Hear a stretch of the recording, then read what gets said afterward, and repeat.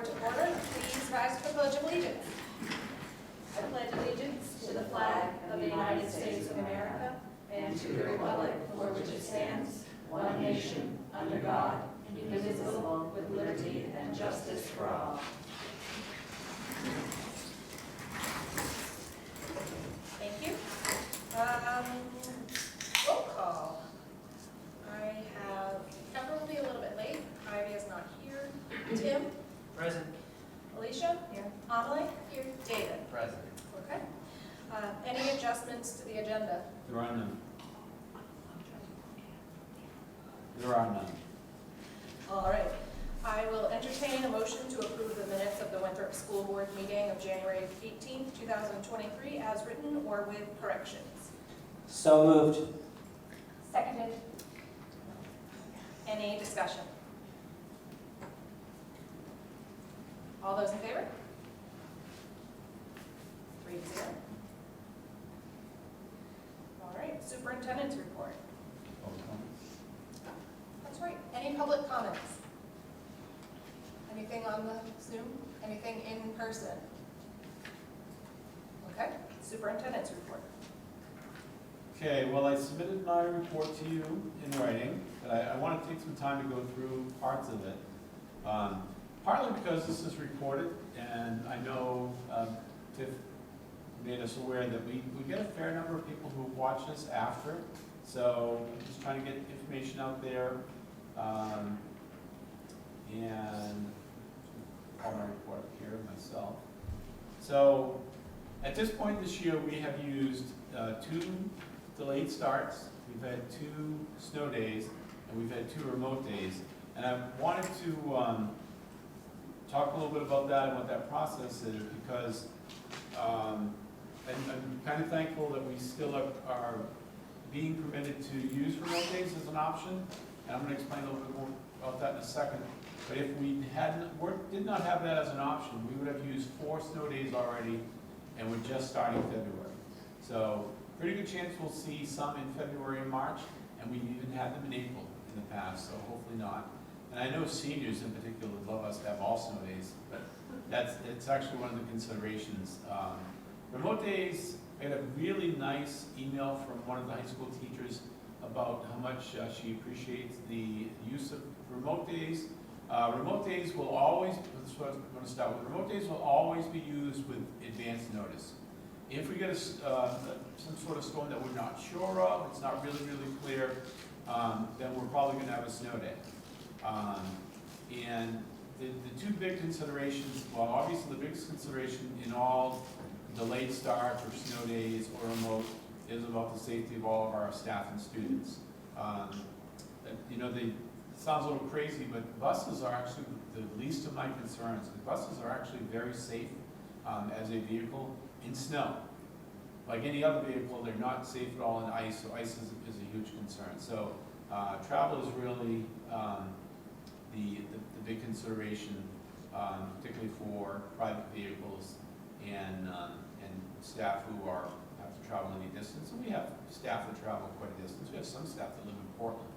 So it's something we have to think about. And my hope as a superintendent, and it's been a bit of a change in my 20 years or 19 years as a superintendent, is that I think parents appreciate having as much notice as possible. They have to make plans for their kids. And that's why I also don't like to do, some people do a delayed start, and this happened on one of them with some of our neighbors, do a delayed start and then change it to a full closure. I think that creates a second set of headaches for our parents as they try to deal with whatever planning they have to do. So try to make take all those things into consideration, but primarily think about the safety of all the people who are traveling. And I get information from the town. I reach out to Matt Burnham in the morning, and he usually gets back to me. We have a text group that with 6 superintendents, 6 area superintendents, and we start texting each other between 4:30, 4:45, sometimes even earlier. And we just kind of talk about what's going on in the district. So it's a nice group. I also have some conversation with Joel Stonton, who lives here in town, so he can give me a sort of a bird's eye view of what's going on, and, you know, before any decisions are made. But I'm just gonna read it rather than try and say it, just to keep it a little more organized. In most cases, the decision is driven by snow amounts or icy road conditions. We also consider delay if we think traveling in the daylight is in the best interest for students and staff. Once a decision is made, Colleen sends out the communications with parents to make them aware of our status. She also contacts the television stations for us as well. We are well aware that canceling and delaying school creates a hardship for our parents. However, we'll almost always err on the side of, I will almost always err on the side of safety. Remote days will be rare for us moving forward, or we call only the day before a storm. This is because there is a cost associated with remote days, as we cannot get reimbursed for meals that we send home. And obviously, if we don't have school, we can't get reimbursed for meals that we have at school. Even though meals, and I know that's a hard thing for some people to understand, because even though the meal is free, we have to track that because we get reimbursed for every meal we send out. So if we don't have school, we send out between 200 and 250 meals on remote days, primarily mostly here at the grade school. And we don't get reimbursed for those, and we don't obviously miss all of the meals of the kids that will be in school that day, because remote day doesn't get made up. But for people who are wondering about the cost, we estimate it to be around $3,000 for the cost of meals that we miss out on that revenue. And that's a consideration for me, you know, but it's not going to be a bigger consideration for me over safety. So, but it's never going to be that high. I estimate the cost of a remote day would be between, say, $1,800 and $2,200 a day, because we pay for the gas, even though we don't have the buses, we contract the buses, we do pay for the gas. So we don't pay for gas for those days, and we never pay for gas for those days because they're not made up. And we average about 7 substitutes a day, and if we have a remote day, we don't have substitutes. So we easily are saving close to $1,000 in substitutes a day when we have remote. So the ultimate cost to us as a program is somewhere around $2,000 or slightly less. So giving all those things, I think it's all the things we have to weigh in, the factors, you know, that I have to consider. At 4:35 o'clock, when I am absolutely as sharp as I possibly can be, not. But you know, it's what you have to do. So I think it's a pretty good system around here, and I'm glad we have that option, because now, like I said, we've used 2 remote days, 2 snow days, and 2 delayed starts. And I think in all cases it's worked out pretty well. Maybe the delayed start on Tuesday might have been the weakest call of all, and that was kind of questionable. By the time buses were on the road, the sun was shining, at least for the grade school runs. So, but it's still, I think it's better than the alternative. So, we'll go through the rest of my report real quick.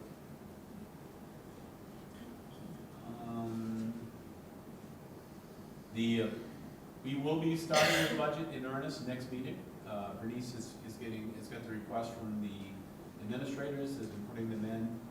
It's been a little bit of a learning curve for her. It's her first time, and if you remember, we don't use ADS anymore. We use ERP Pro, and that's a new program. So they're learning the program, and she's learning the process all at the same time. So that will be we'll be starting that next time. We did get our 279, which is the printout from the state for how much money we're getting. It's kind of a mixed bag for us. I can't tell you exactly what we are getting a lot or losing, and it's a little hard to read until you start putting all the pieces of the puzzle together, because we have paid off the high school, so we don't have debt service. We lost $513,000 in revenue, but we also lost $513 of expenditures. So it really is a complete wash. So that shows up as a negative impact on the budget. So it shows up that year to year is a reduction to the revenue, but I actually think in real dollars it'll end up being a bit of an increase. It will not be as big an increase as I was hoping for, biggest reason is that we, one of the notes, we get very few notes with the 279, but the valuation in Winthrop has gone up. And theoretically speaking, the greater the value of the community, the greater their ability to pay. So the amount of money we have to raise to get the state match has gone down, or we even had to increase it by over $300,000. So that's going to be a bit of a challenge as we head into this. So first things first, we need to look at the expenditure side, the budget side, and then we'll match that up in the revenue side as we, as we go through the process. I would say you should expect the next 3, maybe 4, maybe 5 meetings will be focused on budget. And then at one point, I already mentioned this to Kelly, when Catherine, when we met the pre-board meeting, I think I'm really going to encourage you all and all of the administrators to go to the town council this year because I think the council takes obviously their role very seriously, and I appreciate that, but I think you all take your role seriously too. And you're also elected by the townspeople to look at the same things that they're required to look at, which is the impact on taxpayers, quality of the programming, our schools, and those types of things. And so I think the more people that are there that have been through the process will be good in defending whatever number we arrive at. Lastly, that's not my report. Happy to answer your questions on that, but I also want to point out the financial report for January is in your packet. January, the end of January represents 58.3% of the year complete, and that's 7/12 of the year. That means we have 41.7% of the year remaining. If you look at the budget, is in pretty good shape, but one of the things that Kelly and I were just talking about before this meeting, there's a couple lines that look pretty bad. But first of all, they're not the big lines. The biggest 2 lines are 1 and 2, Articles 1 and 2. It's regular ed, special ed. They have healthy balances. Transportation is pretty much overspent right now. But if you remember, we made the decision to divide the budget, the bus out of this year's budget. We have to put it where it belongs. It belongs in transportation, obviously. So at the end of the year, we will be transferring money to cover that overage. But overall, the budget is in really good shape. So the last thing I have before I answer any questions is went to the basketball game last night, and I'm sure David's going to talk about that in his report. So I am not going to talk anything more about the specifics, except it was pretty awesome. And at halftime, the Lions. Local Lions Club presented a check to the athletic department, and Mr. Staunton and I went out and accepted it on behalf of the school for $3,500. So it's very nice. And Mike Hoyt, who did the presentation for the Lions, said they've been doing it for a lot of years, and he estimates that the Lions has given the athletic department here in Winthrop over $200,000 all the years that Lions have been giving money back to the athletic department. So it's pretty awesome. They're a great group. I'm a Rotarian, but I also have a fondness for the Lions, and I appreciate that we have a very positive working relationship with them. Yep, so just one appointment. Don Horick is COVID Ed Tech 2 at the middle school. We have 2 on our list. Oh, you do? Yep. Sometimes it gets changed, and I make my notes, and then it gets changed after I make my notes. You also have Trinity Pearson. Yeah, Trinity Pearson, who's a grade school food service person. Does anybody have any questions or comments for the superintendent? Anybody on the Zoom have questions or comments? Mike, I don't have the Zoom up, so Okay. I will now. But Thank you. Okay, I only have 2 really quick things to say. The first is just that I can't wait to hear about what happened at the town hall most recently. And please be safe on Friday, where it's supposed to be be so cold overnight. There's been some really good information going out from local and state police departments about how to handle the heat loss in your home. So please be careful. Committee reports. Finance. Did not meet. Did not meet. Okay. Policy. We are making arrangements to meet. I think we've picked a date, Thursday. Jim, is Thursday going to work for you? Yeah, Alicia mentioned that. Am I still on? Are you? I'm not one. Yeah, let me quickly grab my calendar.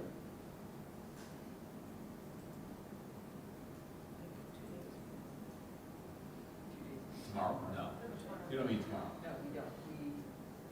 Then Right, that's what we want to figure out is which of the Thursdays do we meet? It doesn't have, it'd be good if it's always the same one, but right now, Thursday the 9th would work, right? At 4:30? In my office. Negotiations, we don't have anything at this point. We wrapped up the administrator's contract at our last meeting, and we have not started on a new contract. Curriculum, No updates on no updates right now, okay. No administrator reports this meeting, and Megan White is going to speak with us about the back-to-school parameters per the ESSER grant. So I'm not sure if the board is aware, but every six. It's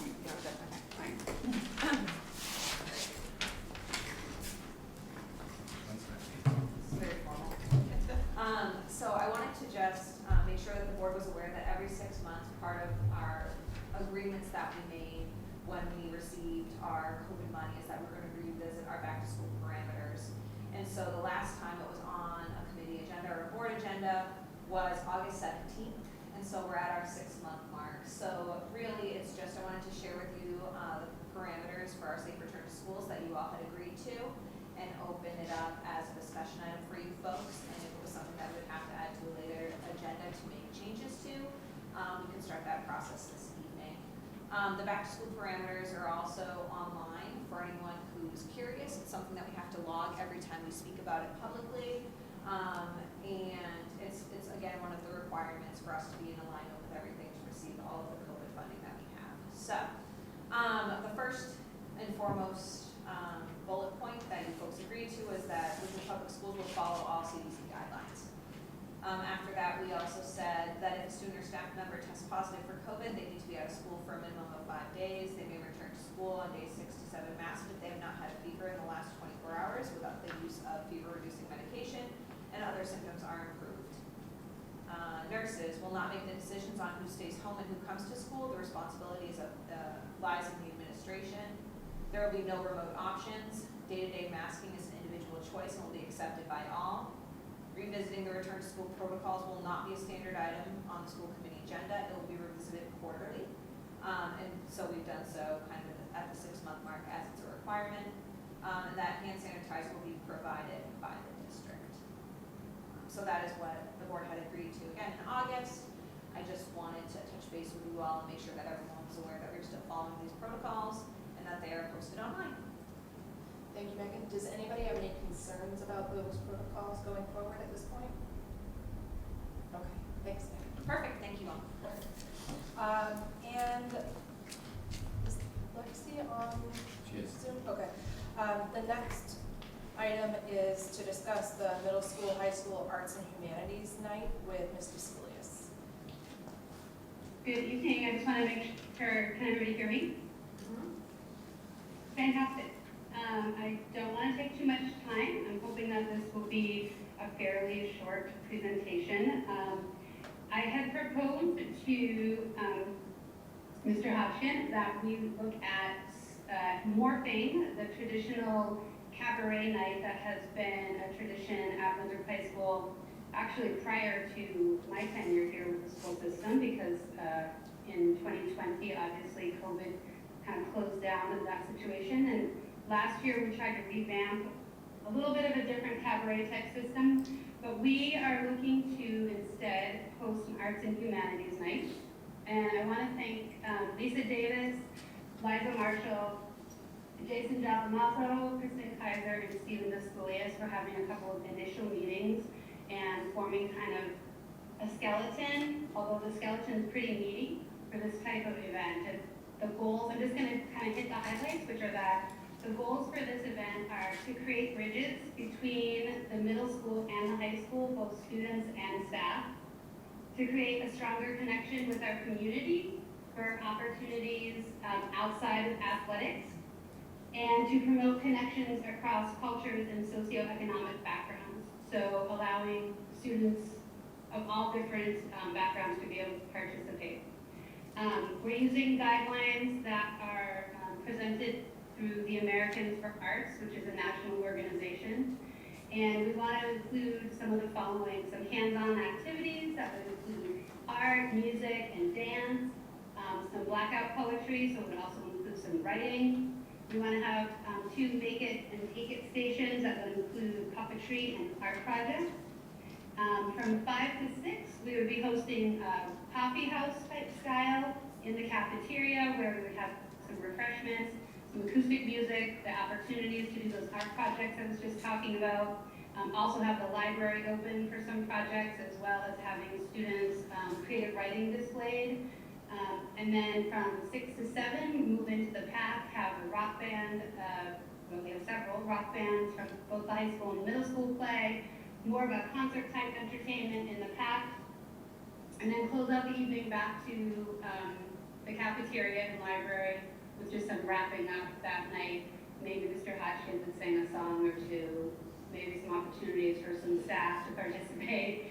And this is going to include the art classes and clubs, the drama classes and clubs, music classes. These are in both schools, middle school and high school. The civil rights clubs in both schools, the creative writing classes, the tech arts. We're hoping Mr. MacArthur is very excited to maybe have some displays of students' work, both wood and metal, and maybe even have some opportunities for students to sell some of the things they've been making in his classes, and the foreign language classes. So we're looking to just have a night of celebrating the arts and humanities and coming together as a community. And then the last thing I wanted to say is that we haven't named the night because we're hoping that night we will have a contest to name the night for the future. And we're hoping that this will just build and build each year to become an event that the community really looks forward to. And I am available to entertain any questions. Oh, I probably should tell you the date. It's, we've scheduled, well, as long as everything's okay, we've scheduled it for Thursday, April 27th. It's far enough after sports events kind of wind down, spring sports have started, before senior activities start, and also a few weeks before the art event, the specific art teachers event at the elementary school, which is all 3 schools hosting. So this is not to replace that in any way, shape, or form. The hope is this night will actually help promote that. Thank you. I know when my husband was in school here, they had a cabaret. That was more than 20 years ago. But it was something that the whole community really enjoyed having, and he's really excited that this is coming back too. I do have one quick question. On the paperwork that we have, some of the teachers' names are highlighted or in circles. That's just because in if you're in the Google program for the school, their names pop up automatically and get highlighted. Perfect. Okay, thank you. That's all. Yeah, it's just because the program knows their names from memory at this point if they're in the public school system. Excellent. Does anybody else have any questions, comments? Okay, thank you very much. Thank you. Have a great night. So before you go, Lexi, one of the things that she had asked me, and I wasn't 100% sure, so I said I would ask, is whether this type of event needs to have school board approval, or if you just want to know about it and they can just go ahead and schedule. I think we don't have to approve concerts, so I don't know that we would need to approve this, but if it would make people feel better, we could give a thumbs up, thumbs down as far as the board is concerned. Yeah, I think that would be fine. I didn't think that it would require a school board vote, but I thought thought it'd be nice to have you guys know, and it'd be nice to have you behind it. Is anybody opposed? All right, I think you've got full support here. Fantastic. I look forward to expanding with more teachers. There are a lot of teachers that are interested, so hopefully this will be a really great event for the community. There's Jason already practicing, so Mr. Hodgkin, we expect you to practice with Jason. And Jason, my sixth grader was super excited to come home from band class today. Yes, oh my God, so much. Thank you all. I wanted to enjoy and involve, and definitely, because I think that I hope the idea of, because in the past, Patty English has taught there for many, many years and done just basically a cabaret type style concert with just music and maybe some comedy, maybe a little drama, but to just try to build back the arts in the Winthrop School District. And I poked around the ideas with a bunch of teachers, and they were like, oh yes, let's go for it, let's go for it. And I think that we should showcase the arts especially, and try to involve the community as well. So I can't thank enough for the staff and community for poking this idea, and I think that we'll try to build back, as Alexis has said, to try to make more of the arts known in Winthrop, because there's many, many talented people in the town. So, thank you. Thank you. All right, moving on to old business. I will entertain a motion to approve the revision to the Winthrop Public Schools 2023-2024 school year. So moved. Seconded. Okay, and this is on the last page, green page 11. The change is in October. The schedule that we approved at our last meeting had an early release on October 18th. Mr. Hodgkin has gone to a CAPC meeting, and to align our schedule with theirs, it's been moved from October 18th to October 25th. It's the only change that's been made. Any discussion? All those in favor?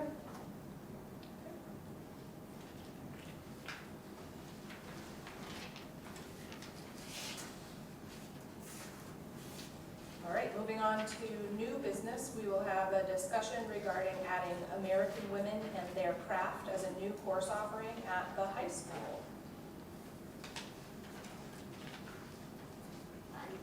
Hi, are you going to be discussing that? Yes, do you all have copies of the? We Yes. do, if you would come right up here. Glad to. Thank you.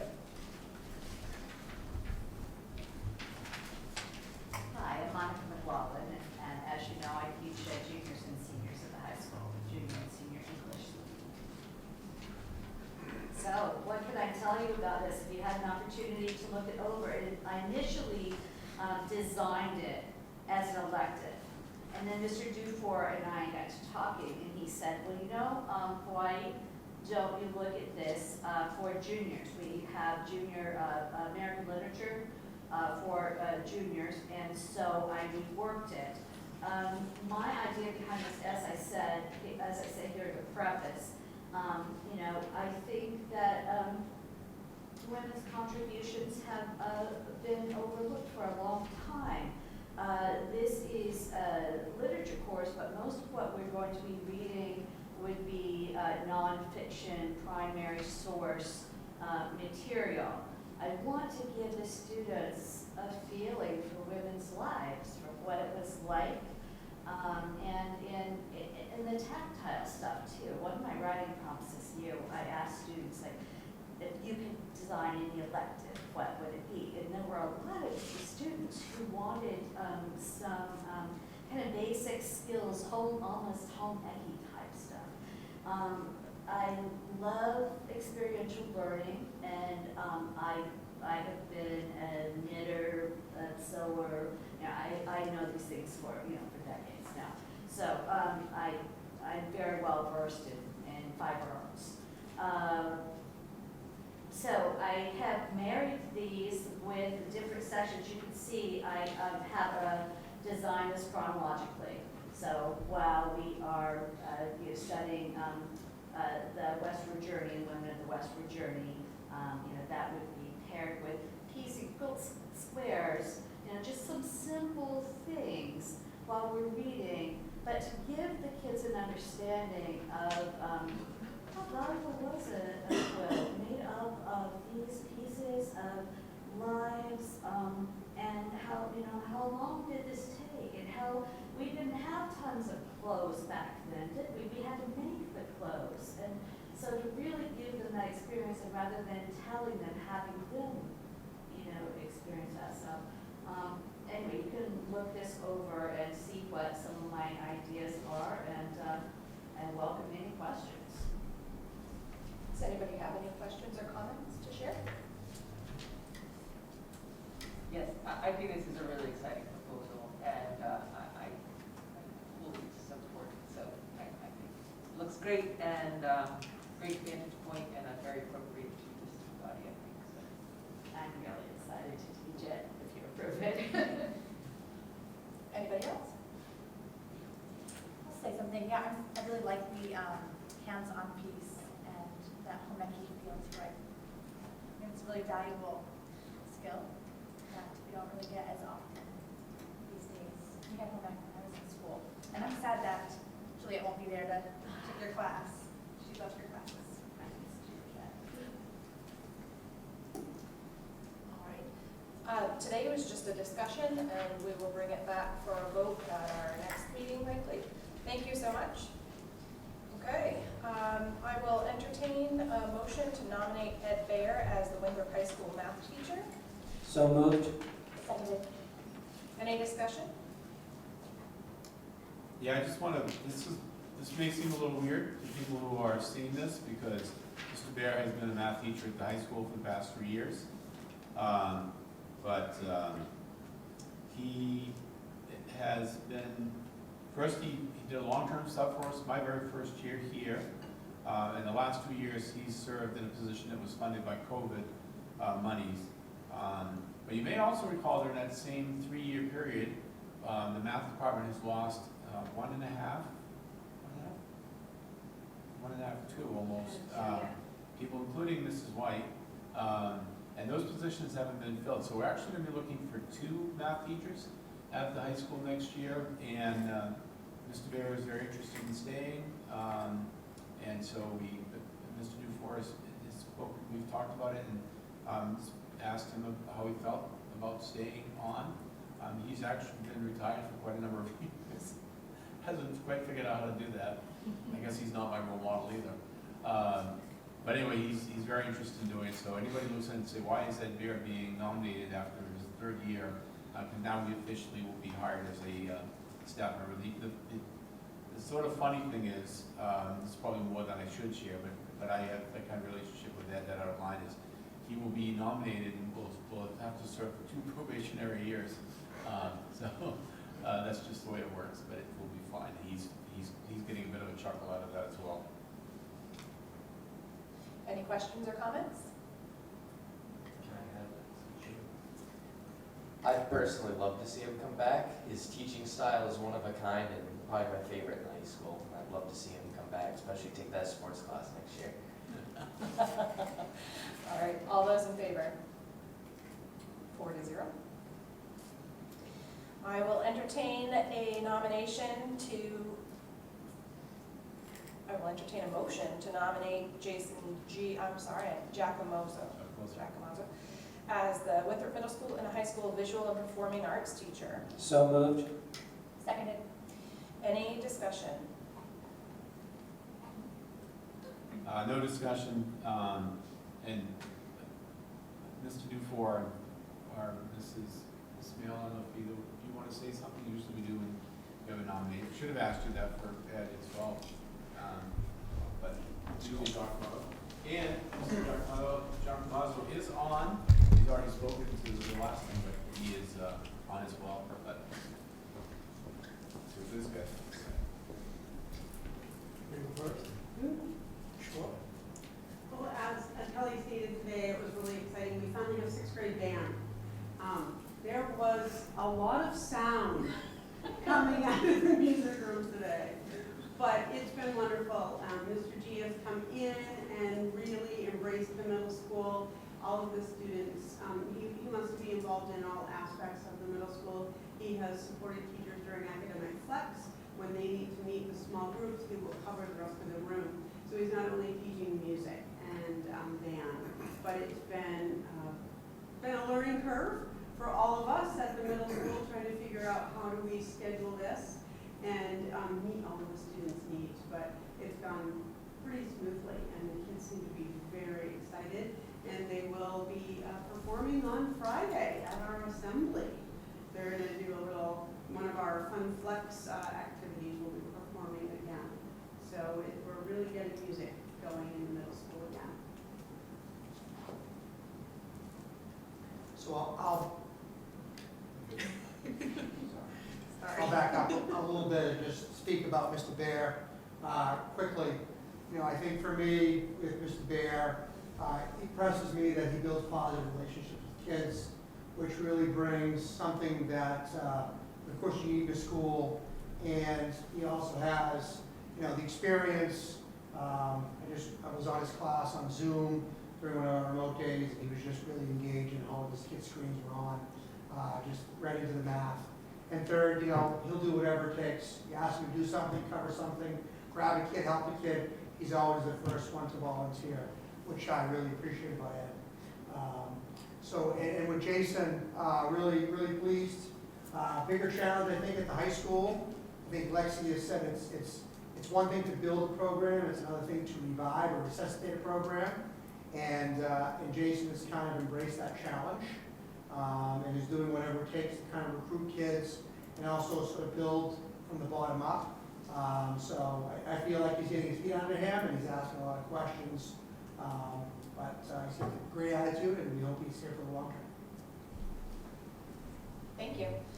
Any questions or comments? All those in favor? If you don't mind, You go right ahead. oh yes, I just want to say that I'm really honored for you all to invite me as the new music teacher at the Winthrop High School. The support that I've received in the last 3 months from fellow students, educators, and also administration has been a blessing to help me become a better educator in this rapidly changing environment. I started off as a saxophone player at the age of 10. Within a week, I was performing in front of my own grade school with a song. And growing up, 26 years later, I've learned that the fundamentals have taken a lot more time to grasp for other people, has become more natural for me. It has, with my involvement with community groups like Academic Performing Arts Company, the Acadia Wind Ensemble, and also local bands, from rock bands, funk bands, and things like that. And also my own jazz group called the Sunday Project. It has given me the ability to teach and create and share the music with such gifted and wonderful musicians. But dealing with avid kids, especially today, with meeting with such great sixth graders, I can't be more blessed. I would say that music has always been an evolving product of creativity, but it has an ultimate goal. Music is supposed to be fun, right? And also, I think of this term that Mr. Charles Galazzo always said, the whole is greater than the sum of its parts. When we all gather together, it always creates something more than what we can do or experience when we're, alone. And especially we experienced that during the COVID days with 2020 and 2021, because a lot of my performance opportunities were canceled, or we didn't get together and make music. But the thing is to be able to teach, create, and share music with such a gifted and talented both students and adults within my career after college that chose to keep the passions of music. It really inspires me to become myself a better musician and also a better teacher. I honestly feel over the moon, but also thrown into the deep end with this whole new education experience. And I cannot thank everyone enough for giving me this opportunity to hopefully build back what was available back then when Patty English was there at the school, I think 12 years ago. And I'm just so blessed. You know, now it's a new semester, I have a new group of kids, especially at the middle school where there's a lot of aspiration and inspiration from students and also parents, and to try to, because I think, you know, once they start 6, 7, 8, then they grow back into it. Because my 8th grade band students are wonderful, and I can't wait for them to come in next year for the band students. And hopefully, I'm very excited to perform tomorrow with Mr. Daskulias and I during the town meeting to try to inspire more students to think about music as a creative outlet in their lives. So, again, thank you so much. It's a wonderful thing to get to know you, and I hope that many years to come, we can all make music together, especially for our humanities night in April. Thank you so much. Thank you. So I just want to clarify one thing. You listen to Mr. G speak, and if you were not aware, he's actually been with us now 3 months, Jason? Has it been 3 months? Yes, 3 months. So- October 19th, I believe, was my, Yeah. it was the first early release day. It was my first day. So he had, working to get his certification issues worked out, so we couldn't nominate him, you know, prior to this, but we did, and thank you, Alicia, for remembering that, to put him on the agenda, so we can get, now that he had his proper certification, we can bless this marriage, so to speak, and bring him on board officially. All right, and just to verbalize, the vote was 4-0.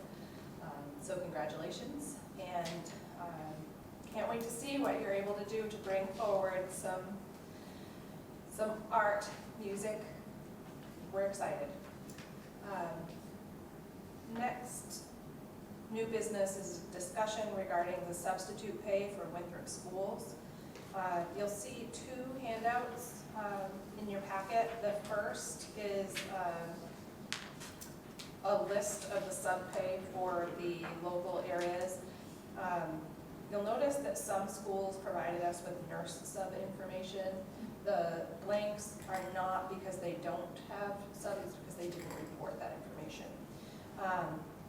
Augusta and RSU2, RSU2 is where Monmouth is. Augusta and RSU2 have more than one level for their substitute teaching, so you'll see that an average was used there for those. And then if you look at the second page with some bar graphs, then I gave you some arrows to help you see where Winthrop falls with everything.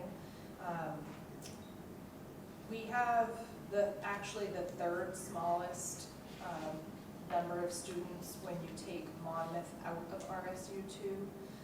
Monmouth has 587 students, Fayette with 75, and us with 802.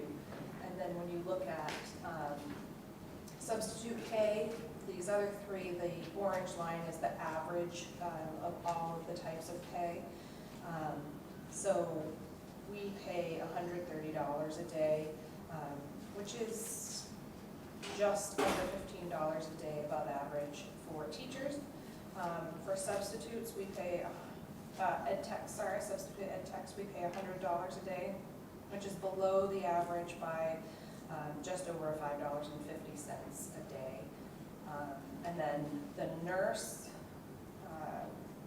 substitute, we pay $140 a day, which is below the average by just over $26 a day.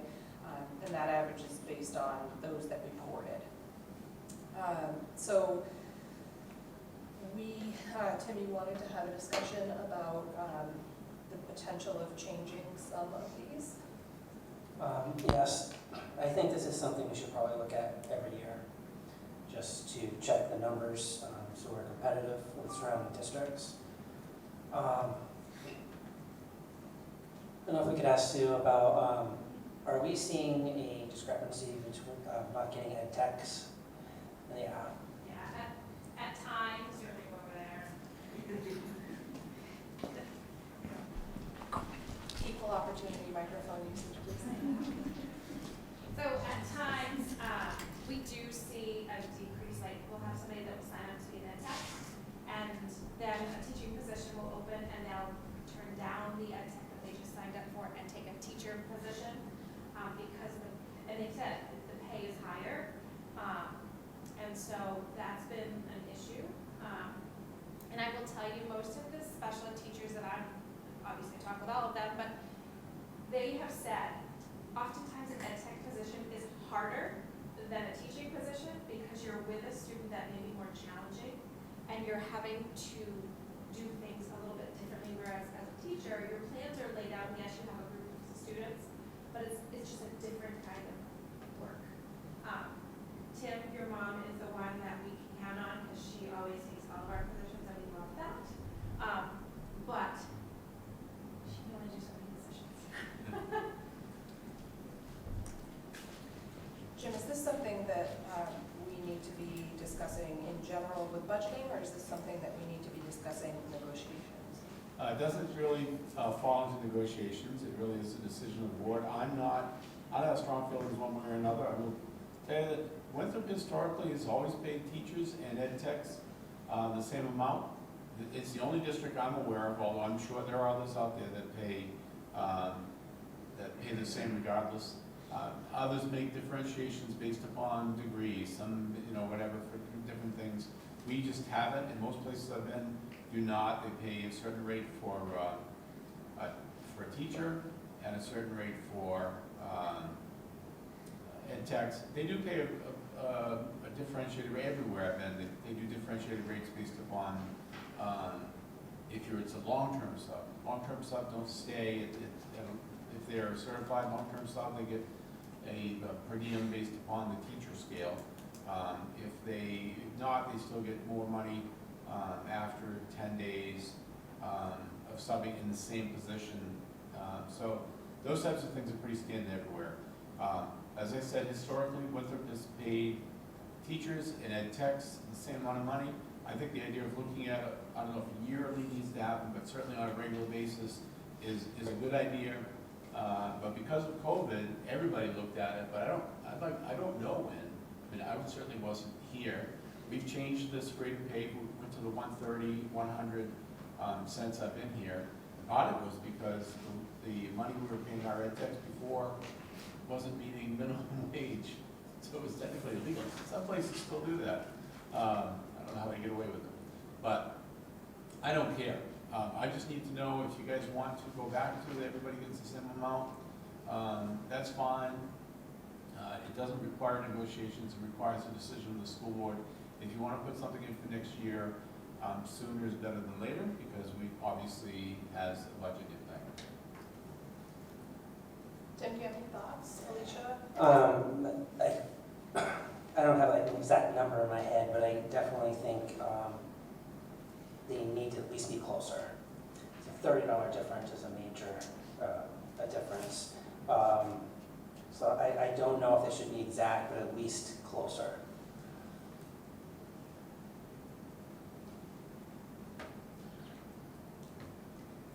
I would support them being the same. They're fulfilling the same responsibilities. Sometimes they're harder, depends on the class dynamics. I think as coming in and spending a day at a time, I would think having them be the same would be appropriate, and it would help support when you need ed techs. And when you need ed techs, they're really essential to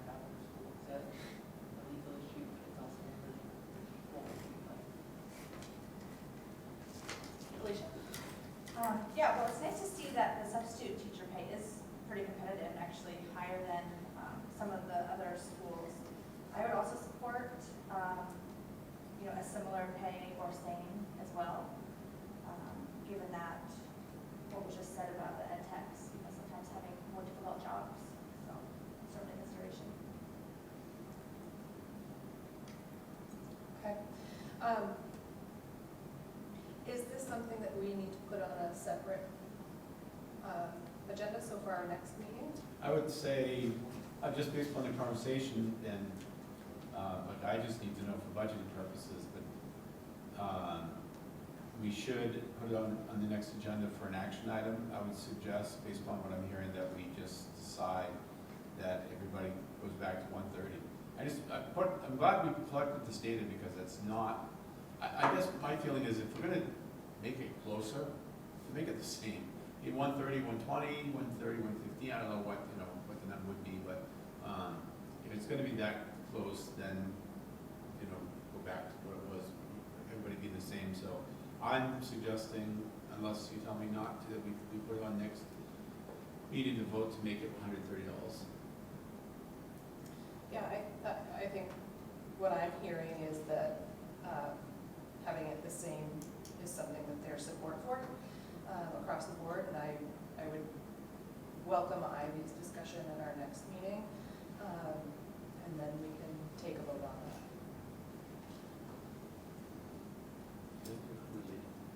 that. Okay. So this has nothing to do with this discussion, we'll add that on. It's not really on the agenda, and I'm not sure I'll make note of it in the minutes, but, and Ivy's not here, she's the one she actually impacted. I don't remember where the conversation happened, but she talked about maybe, because she's a licensed bus driver, about the possibility, I'm just sharing this with you because it's relevant to you as a board. So I did talk to our attorney about whether, because we contract, it's a very unique situation, we contract the buses. So the bus drivers are not our employees. Our employees, you could not hold a job as a school board member in one of our jobs. So just wanted you to all know that I checked with our attorneys, and his opinion was that if Ivy applied for and was hired by Northeast Charter, she could work for Northeast Charter and drive our kids. So I thought that was pretty cool.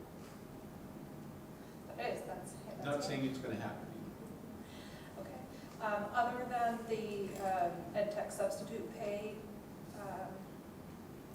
motion on the next agenda, is there anything else that an board member would like to suggest for future agendas? I wonder, I just heard Megan White, I've been looking forward to talking to you at some point. The NWAs are being used for the ESSA guidelines. And I've heard there's going to be significant change in the spring, so maybe if we could learn a little bit about that, if that's true or if it's a vicious rumor, that the spring testing is going to be different.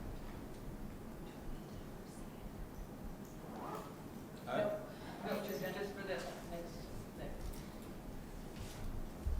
Anybody else? Okay. School board comments. I'll start with you, Tim. I don't have any. Catherine?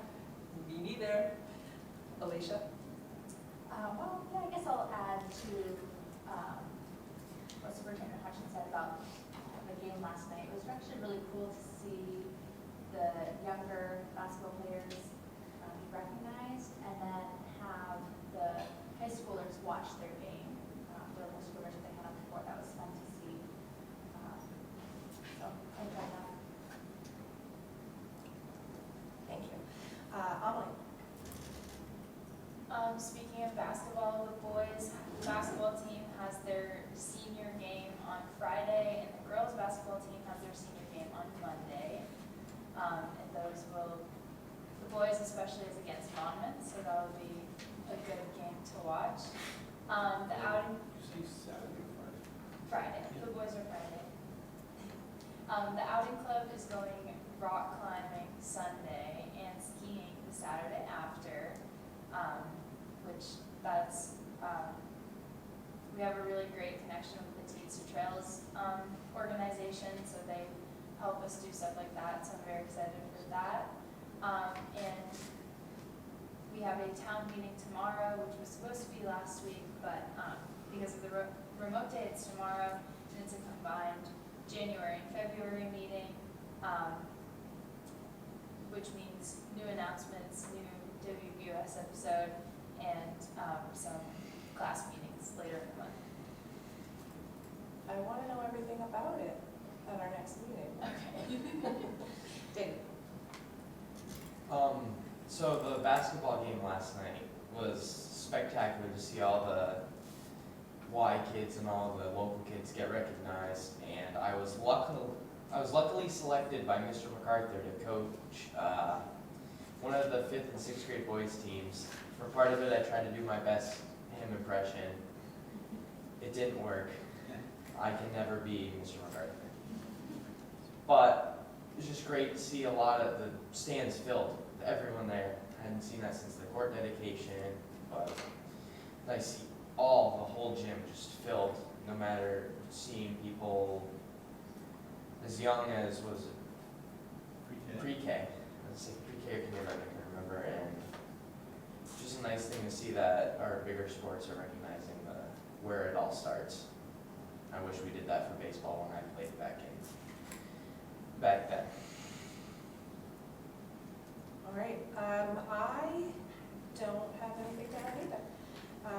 There is no executive session tonight, and so without objection, I will call this meeting adjourned at 7:57.